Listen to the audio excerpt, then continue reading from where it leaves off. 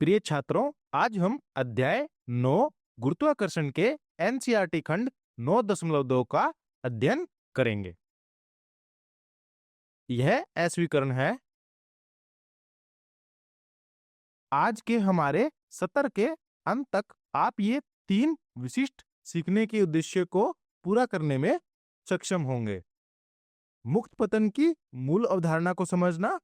हम यहाँ ठीक यह परिभाषित करेंगे कि मुक्त गिरावट का भौतिकी के शब्दों में क्या अर्थ होता है। यह तब होता है जब किसी वस्तु पर केवल गुरुत्वाकर्षण बल ही कार्य करता है। हम यह जानने की कोशिश करेंगे कि जब आप किसी वस्तु को छोड़ते हैं तो क्या होता है और यह कैसे संबंधित है। फिर हम गुरुत्वाकर्षण के कारण त्वरण को भी पढ़ेंगे। पृथ्वी के गुरुत्वाकर्षण बल के प्रभाव में वस्तुओं की गति को समझेंगे ताकि यह पता लगा सके कि पृथ्वी की गुरुत्वाकर्षण के कारण चीजें कितनी तेजी से गिरती है। पहले हम एनसीईआरटी खंड 9.2 मुक्त गति का अध्ययन करेंगे। फिर हम एनसीईआरटी खंड 9.2.1 जी का मान ज्ञात करना सीखेंगे। फिर हम एनसीईआरटी खंड 9.2.2 पृथ्वी के गुरुत्वाकर्षण बल के प्रभाव में वस्तुओं की गति का अध्ययन करेंगे। फिर हम एक उदाहरण 9.2 हल करेंगे और अंत में व्याख्यान का सारांश लेंगे। आइए हम गतिविधि 9.2 को करके मुक्त गिराव के अर्थ को समझने का प्रयास करते हैं। इस गतिविधि के लिए हमें निम्नलिखित प्रक्रिया का पालन करना होगा। बस कोई भी छोटी वस्तु जैसे पत्थर उठा ले। यह वह वस्तु है जिसकी गति हम अध्ययन करेंगे। पत्थर को हवा में सीधा ऊपर की ओर फेंक दें। देखिए कि आपके हाथ से छूटते ही क्या होता है। आपका बल उसे प्रारंभिक ऊपर की ओर गति वेग देता है, लेकिन तुरंत ही पृथ्वी का गुरुत्वाकर्षण उसे नीचे की ओर खींचना शुरू कर देता है। पत्थर लगातार नीचे की ओर बल के खिलाफ लड़ रहा होता है। ऊपर जाते समय पत्थर की गति पर ध्यान दे। यह धीमा हो जाता है जब तक कि वह अपने अधिकतम ऊंचाई तक नहीं पहुंच जाता और क्षण भर के लिए रुक नहीं जाता। यह मंदन यानी कि धीमा होना गुरुत्वाकर्षण के प्रभाव के कारण ही होता है, जो लगातार पत्थर को उसकी ऊपर की ओर गति की विपरीत दिशा में खींचता है। अब हम इस गतिविधि का अवलोकन करेंगे। पत्थर की गति लगातार कम होती है और अंततः शून्य हो जाती है और फिर उसका पथ पलट जाता है और यह नीचे की ओर गिरना शुरू कर देता है। पत्थर अपनी दिशा बदल लेता है क्योंकि गुरुत्वाकर्षण बल हमेशा पृथ्वी के केंद्र की ओर कार्य करता है और यह बल इसे पृथ्वी की सतह पर वापस खींच लेता है। इस गतिविधि से सबसे बड़ा सीखने का उद्देश्य यह है कि गुरुत्वाकर्षण एक नियत स्थिर बल है जो कि एक ही दिशा में कार्य करता है, नीचे यानी कि पृथ्वी के केंद्र की ओर। यह ऊपर की ओर जाती हुई वस्तुओं को धीमा करता है और नीचे की ओर जाती हुई वस्तुओं को तेज करता है। यह पृथ्वी की सतह के पास की सभी गतियों को प्रभावित करता है। भौतिकी में मुक्त गिरावट का एक सटीक अर्थ होता है। इसका मतलब गिरावट के दौरान हवा के जरिए या पैराशूट या हवा के प्रतिरोध के साथ गिरना नहीं है। इसका मतलब यह है कि केवल गुरुत्वाकर्षण बल के कारण गिरना, कोई हवा नहीं, कोई हवा का प्रतिरोध नहीं, बस शुद्ध गुरुत्वाकर्षण के कारण खींचना है। अब सवाल उठता है कि गिरती हुई वस्तुओं के वेग में कोई परिवर्तन होता है क्या? मतलब कि वस्तु की दिशा में कोई परिवर्तन या फिर वस्तु के वेग के परिमाण में कोई परिवर्तन। जब वस्तुएं ऊर्ध्वाधर नीचे की ओर गिरती है या फिर फेंकी जाती है तो दिशा में कोई परिवर्तन नहीं होता है, लेकिन पृथ्वी के आकर्षण के कारण वेग जैसे जैसे वे गिरती है उनकी गति बढ़ती है, मतलब कि वेग का परिमाण में परिवर्तन होता है। इसका मतलब है कि गति मतलब कि वेग का परिमाण निश्चित रूप से बदलता है। जैसे जैसे वस्तु गिरती है, गुरुत्वाकर्षण लगातार उसे खींचता है, जिससे वह तेजी से चलने लगता है। सरल शब्दों में वेग के परिमाण में परिवर्तन होता है, जिसका अर्थ यह है कि वस्तु में त्वरण मौजूद है जब वह गुरुत्वाकर्षण बल के प्रभाव में गिरती है। अर्थात हमारी दिशा में तो कोई परिवर्तन नहीं है, परंतु परिमाण में परिवर्तन के कारण वस्तु के अंदर हमारे पास आ जाता है त्वरण।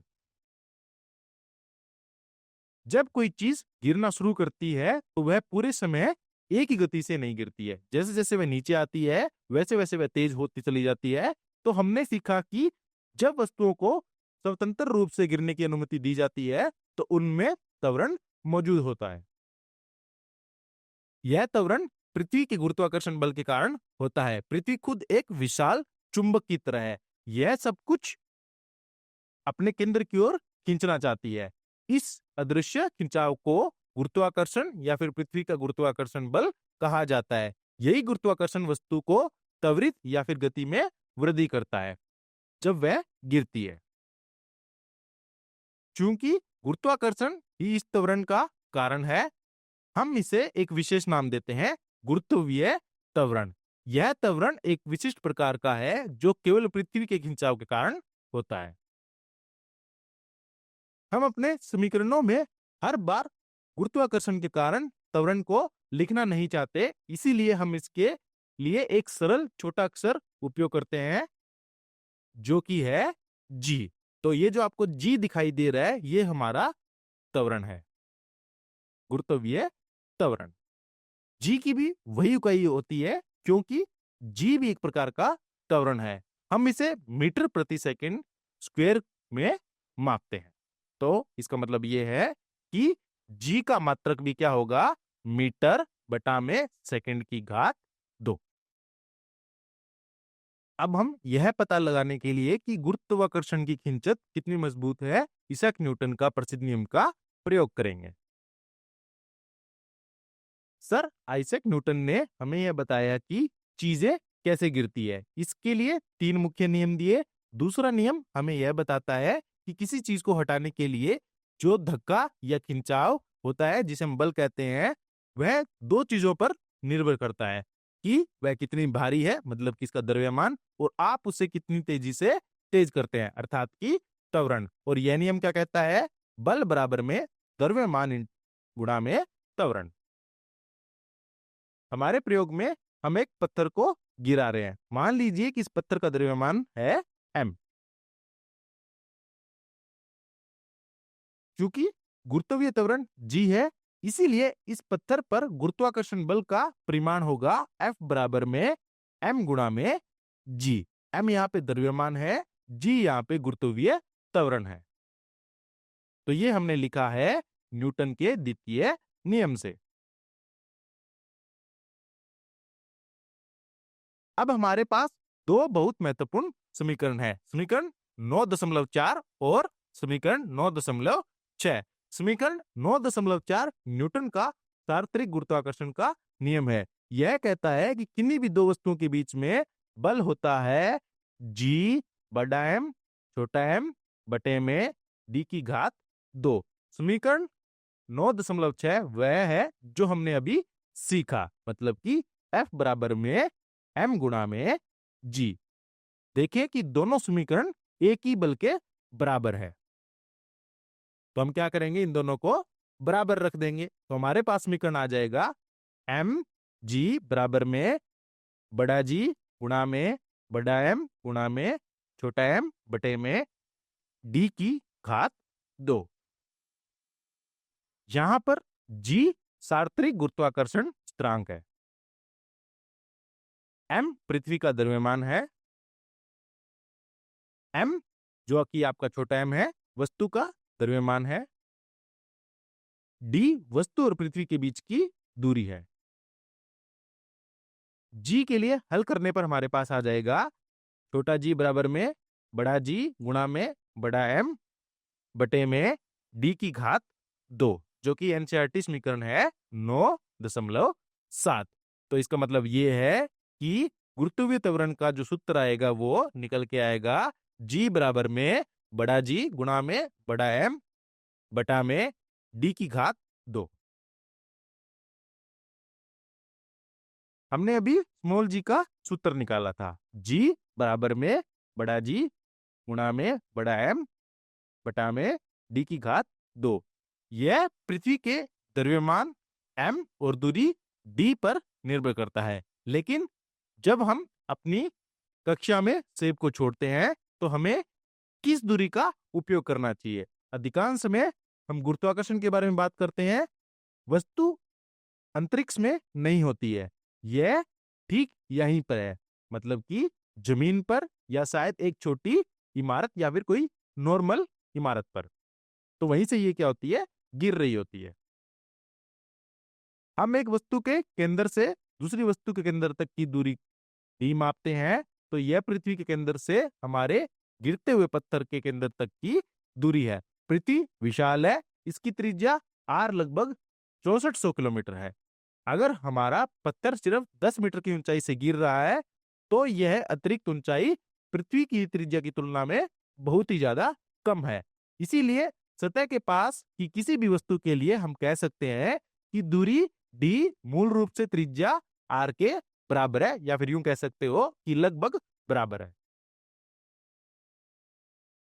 तो इसीलिए हम अपने समीकरण को बदल देंगे। हमारे पास समीकरण आ जाएगा m गुणा में g बराबर में बड़ा जी गुणा में बड़ा m बटे में बड़े आर का घात 2। और इसीलिए हमारे पास गुरुत्वीय त्वरण का सूत्र आ जाएगा g बराबर में बड़ा जी गुणा में बड़ा m भाग में बड़े आर का घात 2। तो ये सूत्र रहेगा जब हमारे पास वस्तु क्या होगी, जो हमारा ये पृथ्वी की जो सतह है उसके पास में होगी। हमें स्मॉल जी का सूत्र मिल चुका है। तो जी बराबर है बड़ा जी गुणा में बड़ा एम भाग में आर की घात 2। अब हम गुरुत्वाकर्षण के कारण त्वरण से संबंधित महत्वपूर्ण बिंदुओं को देखने जा रहे हैं। जब हमने त्रिज्या आर का उपयोग किया तो हमने पृथ्वी को एकदम सही, मतलब कि एक गोल बास्केटबॉल की तरह मान लिया था। लेकिन सच्चाई में ऐसा नहीं होता है। वास्तव में पृथ्वी बीच में थोड़ी उभरी हुई है और ऊपर और नीचे से थोड़ी चपटी है। क्योंकि यह दबा हुआ है तो पृथ्वी के केंद्र से बाहरी किनारे तक की दूरी हर जगह समान नहीं होती। त्रिज्या उत्तरी और दक्षिणी ध्रुव पर थोड़ा कम और भूमध्य रेखा, मतलब कि मध्य रेखा पर थोड़ी अधिक होती है। इसके कारण क्या होगा, ये जो हमारे पास जी का जो मान है, जो कि व्यक्त अनुमानुपाती है त्रिज्या के घात की 2 के, तो ये जो जी का मान है भूमध्य रेखा की तुलना में ध्रुवों पर अधिक होगा। क्यों? क्योंकि ध्रुव के ऊपर जो हमारी ये त्रिज्या है, जो त्रिज्या की भी मान आएगा ये कम होगा। इसीलिए क्या होगा, जो जी का मान है वो भूमध्य रेखा की तुलना में ध्रुवों पर अधिक होगा। भले ही जी पूरे विश्व में थोड़ा थोड़ा बदलता रहता है, पृथ्वी के विभिन्न स्थानों पर जी के मान में यह परिवर्तन बहुत ही कम होता है। इसीलिए सरलता के लिए अधिकांश गणनाओं में हम इस मान को स्थिर मान सकते हैं।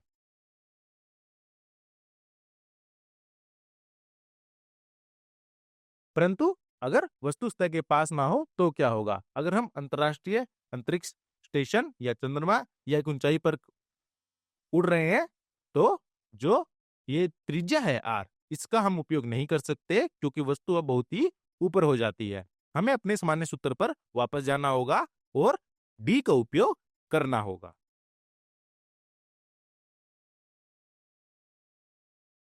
लेकिन अब तक हमने केवल गुरुत्वाकर्षण के कारण त्वरण की व्यंजक के बारे में बात की। अब हम इसका मान ज्ञात करने जा रहे हैं, अर्थात कि इसका मान कितना निकल के आएगा।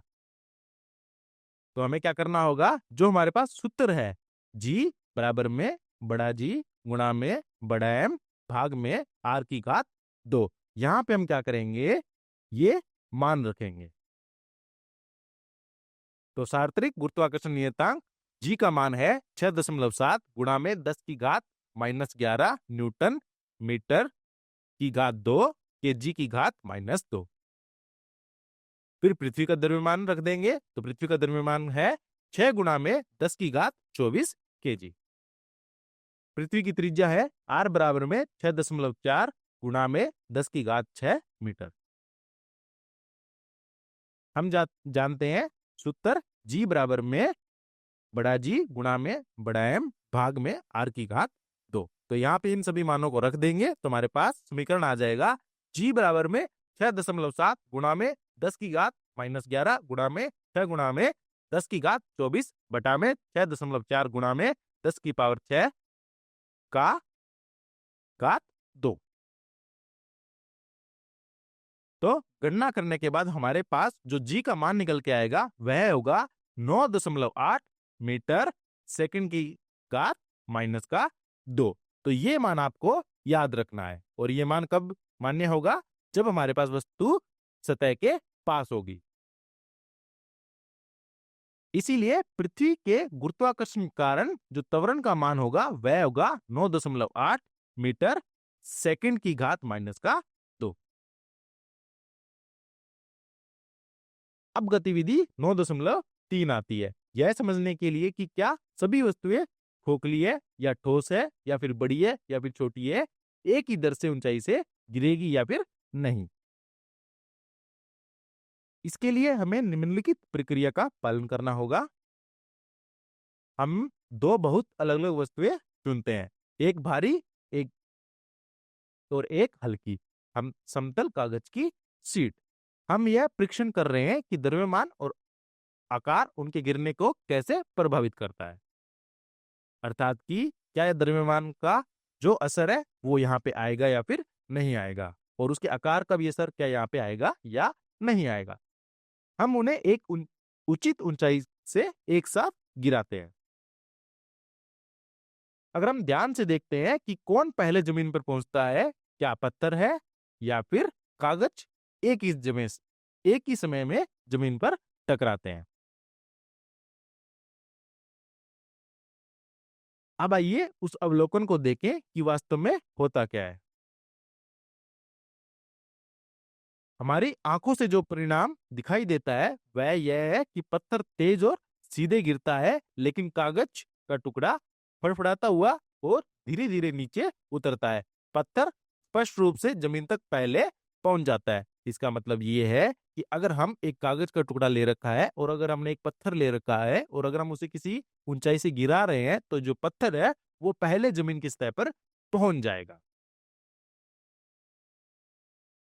यदि गुरुत्वाकर्षण दोनों के लिए समान है तो ये फर्क क्यों आ रहा है? क्योंकि अभी हमने देखा था कि जो हमारे पास गुरुत्वाकर्षण का जो मान आया था तो वो किसकी इक्वल था? 9.8 की इक्वल था। तो यहां पर अगर मान समान है तो ये जो पहले पहुंचने वाला चीज है, मतलब कि जो पत्थर है जो कि पहले पहुंच गया, तो ऐसा हो क्यों रहा है? यदि गुरुत्वाकर्षण दोनों के लिए समान है तो ये फर्क क्यों आ रहा है? उत्तर एक विरोधी बल है जो कि है वायु प्रतिरोध या फिर वायु खिंचाव। वायु प्रतिरोध वायु कणों से होने वाला प्रतिक्रियात्मक धक्का है जब कोई वस्तु उसके माध्यम से गति करने की कोशिश करती है। समतल कागज का एक बड़ा सतह क्षेत्र होता है जो नीचे गिरते समय बहुत सारी हवा से टकरा जाता है, जिससे एक बड़ा पत्थर जो कि मतलब कि ये जो हमारा पत्थर है इसके ऊपर जो लगने वाला प्रतिरोध बल है वो यहाँ पे कम होता है। पत्थर भारी होता है और उसका ऐसा आकार होता है जो कि हवा पे आसानी से घुसने के लिए बनाया गया होता है, अर्थात कि वायु प्रतिरोध यहाँ पे कम होता है। इसीलिए क्या होता है कि पत्थर हमारा जमीन की सतह पर पहले पहुंच जाता है। यहाँ पे जो वायु का जो प्रतिरोध है कागज के प्रति वो यहाँ पे ज्यादा होता है।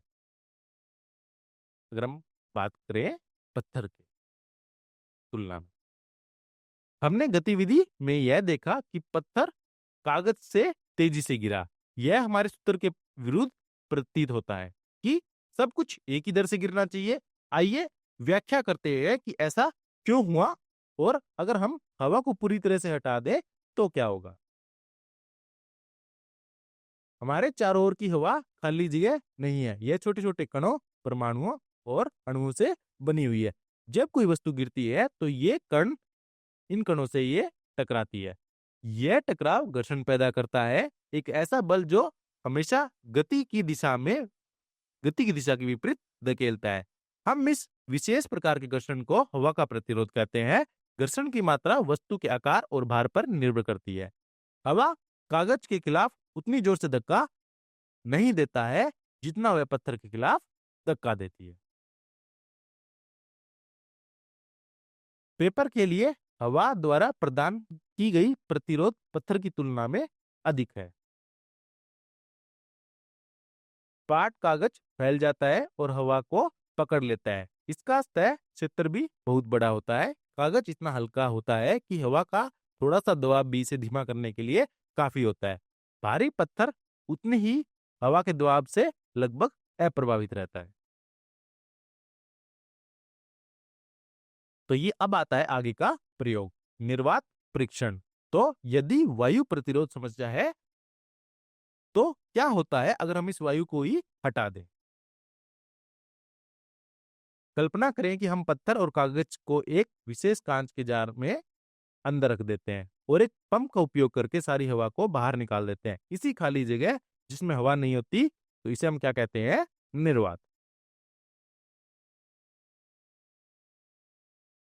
अब इस कांच के जार में अगर हम उन्हें छोड़ दें तो आप एक आश्चर्यजनक परिणाम देखेंगे।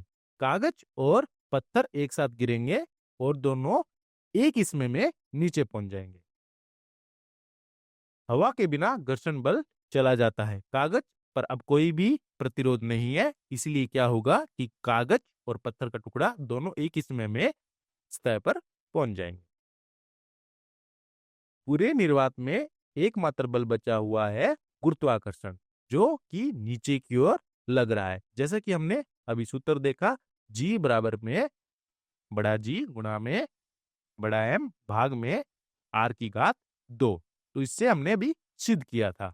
तो यहाँ पे त्वरण कितना होता है? 9.8, मतलब ये मान है। भले ही वे कितने भी भारी हो, इसका जो मान है वो सेम रहता है। यह हमारे सिद्धांत को सही साबित करता है। पृथ्वी पर चीजें अलग अलग गिरने का एकमात्र कारण है कि हवा उनके रास्ते में आ जाती है।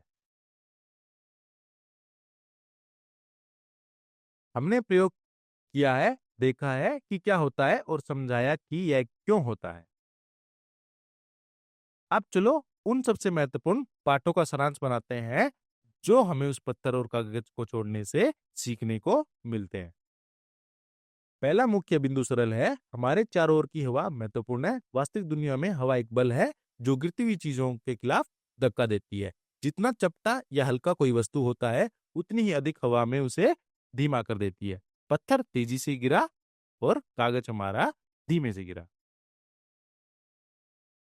अब सबसे महत्वपूर्ण वैज्ञानिक तथ्य है जिसे हमने साबित किया है। अगर हम सारी हवा को हटा दें, एकदम सही वैक्यूम कर दें जैसे कि चांद पर है, तो एक भारी बॉलिंग गेंद और एक छोटी पंख बिल्कुल एक ही दर से गिरेंगे।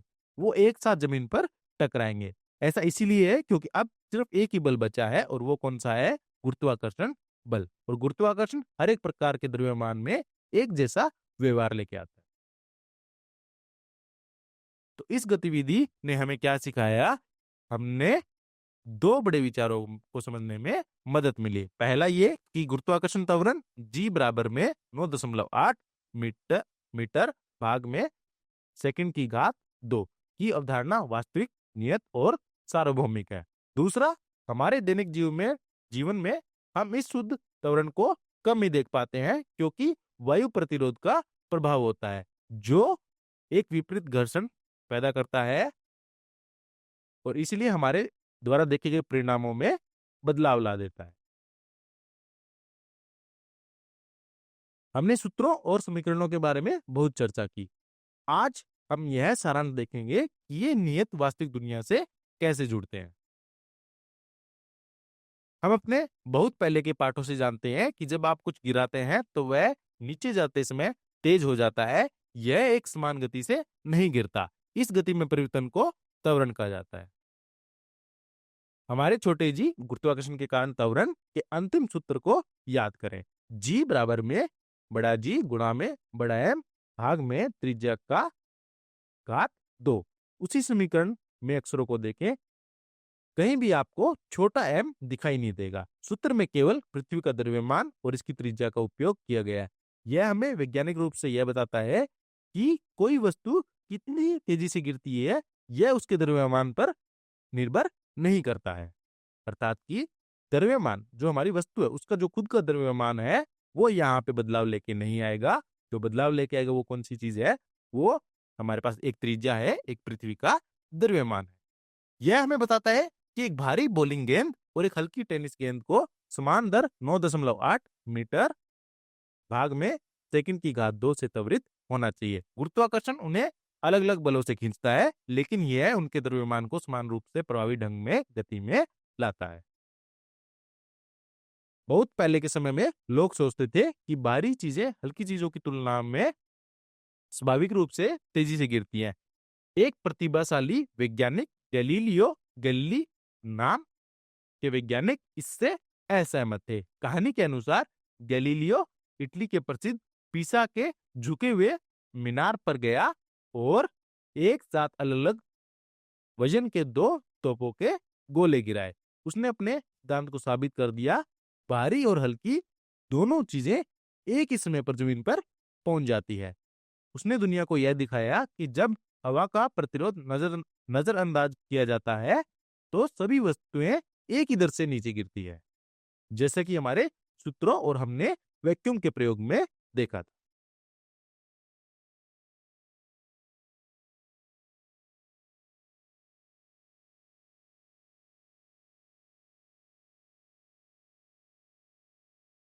अब हम वास्तव में उपयोगी भाग पर आते हैं कि हम इस संख्या का उपयोग अपने भौतिकी के प्रश्नों में कैसे करते हैं। गुरुत्वाकर्षण त्वरण जी की हमारे समीकरणों में भूमिका क्या है? गुरुत्वीय त्वरण जी की भूमिका, पृथ्वी के निकट जी का मान नियत है।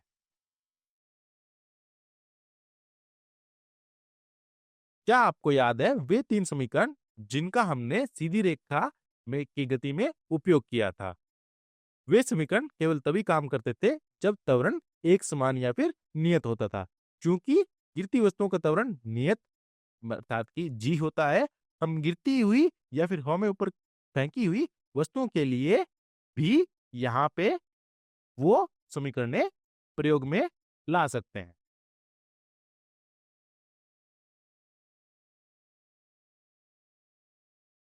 तो हमने पाया कि गुरुत्वाकर्षण एक नियत त्वरण प्रदान करता है।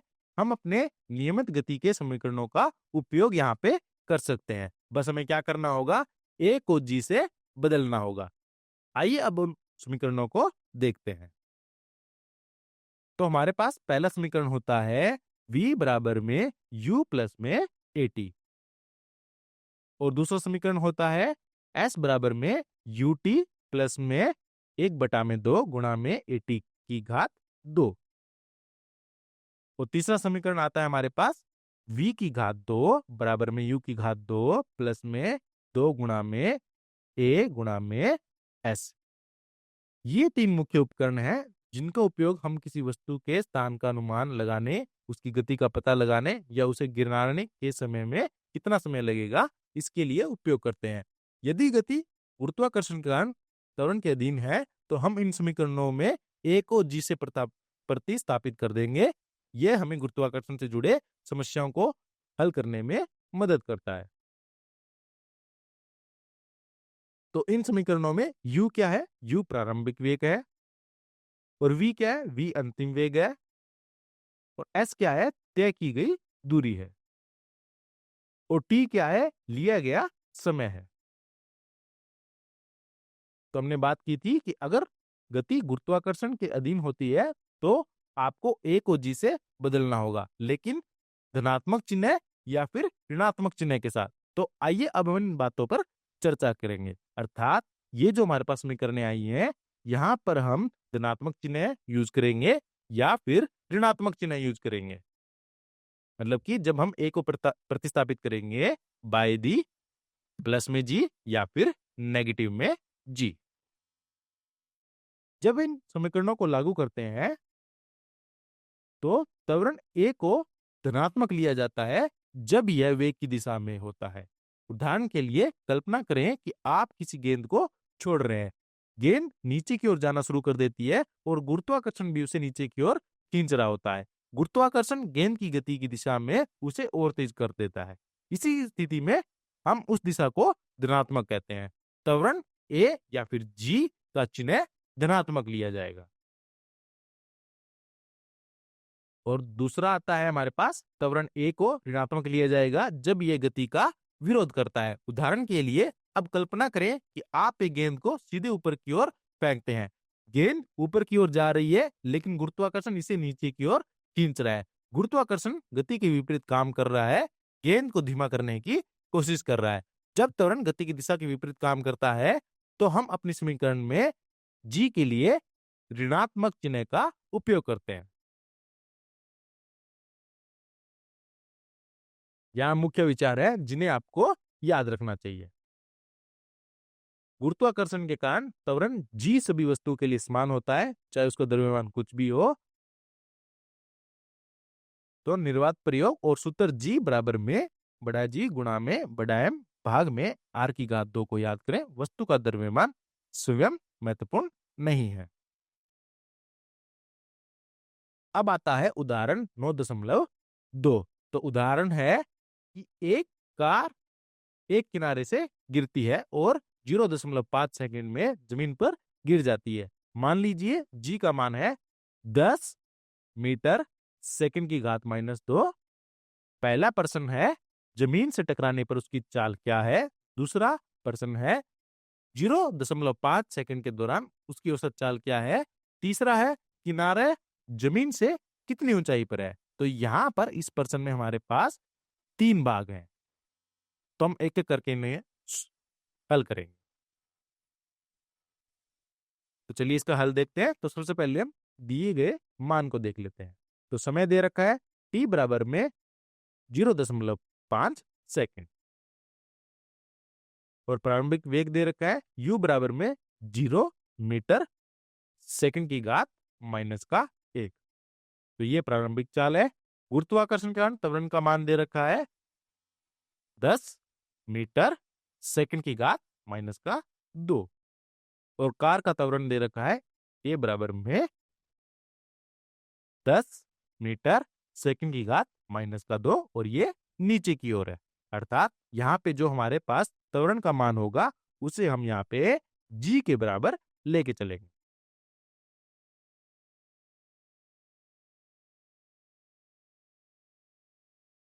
जमीन से टकराते समय गति, हम अंतिम गति ज्ञात करना चाहते हैं ठीक इससे पहले कि वस्तु जमीन से टकराए। तो हमारे पास समीकरण है v बराबर में u प्लस में a गुणा में t। तो v हमारे पास यहाँ पे क्या है, वेग है जब वो सतह से टकराने वाली होती है। तो यहाँ पे हम क्या करेंगे, v बराबर में u का मान 0 पुट करेंगे, 0 प्लस में a का मान 10 रखेंगे और गुणा में 0.5 रखेंगे।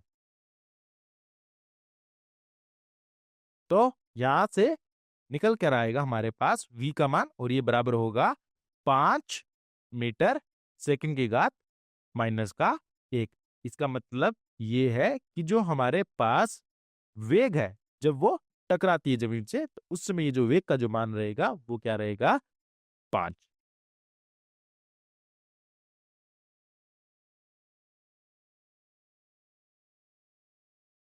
तो अगला हमें वस्तु के गिरने के दौरान उसकी औसत गति ज्ञात करने की आवश्यकता है। तो औसत गति के लिए हम यहाँ पे सूत्र प्रयोग करेंगे u प्लस v भाग में 2। तो औसत चाल क्या हो जाएगी, 0 प्लस में 5 भाग में 2।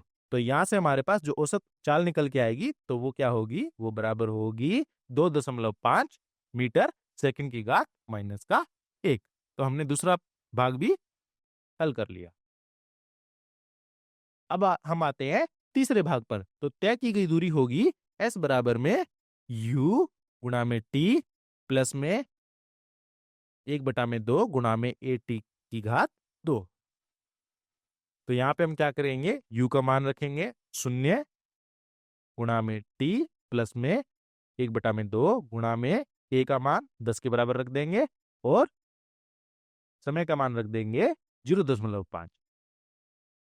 तो हमारे पास इसे हल करने पर समीकरण बन जाएगा s बराबर में 1/2 गुणा में 10 गुणा में 0.25। तो यहां से हमारे पास जो किनारा आएगा जमीन से मतलब कि ऊंचाई, तो उसका मान रहेगा 1.25 मीटर। तो इसका मतलब यह है कि वस्तु 1.25 मीटर की दूरी तय करती है।